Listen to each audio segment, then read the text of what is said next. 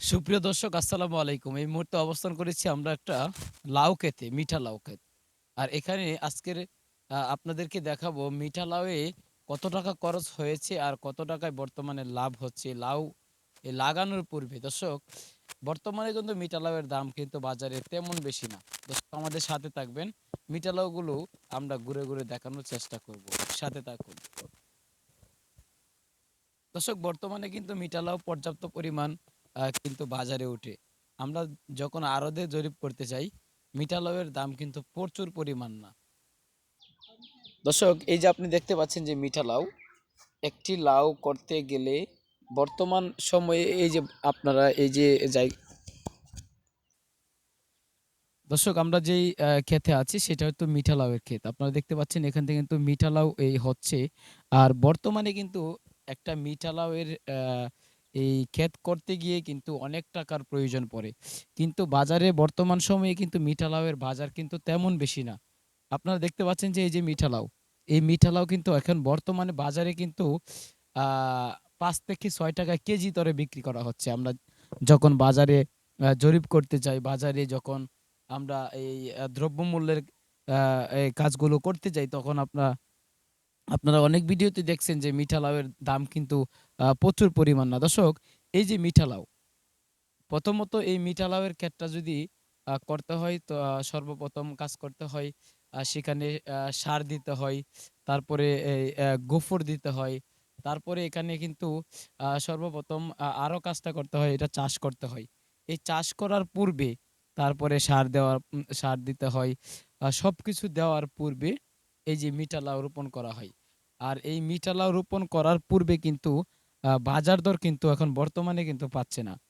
যত টাকা খরচ হয় তার চাইতে বেশি কিন্তু মিঠা লাউয়ে উৎপাদন হচ্ছে না। আপনারা দেখতে পাচ্ছেন যে ফারাক, ফারাক দূরত্ব দিয়ে কিন্তু মিঠা লাউ। ফারাক, ফারাক দূরত্ব দিয়ে মিঠা লাউ।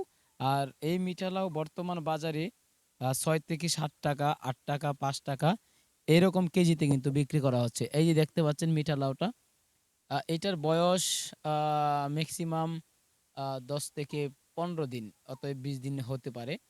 তো এই যে এই মিঠা লাউয়ের ক্ষেতে কিন্তু পর্যাপ্ত পরিমাণ মিঠা লাউ আমরা আ দেখতে পাচ্ছি।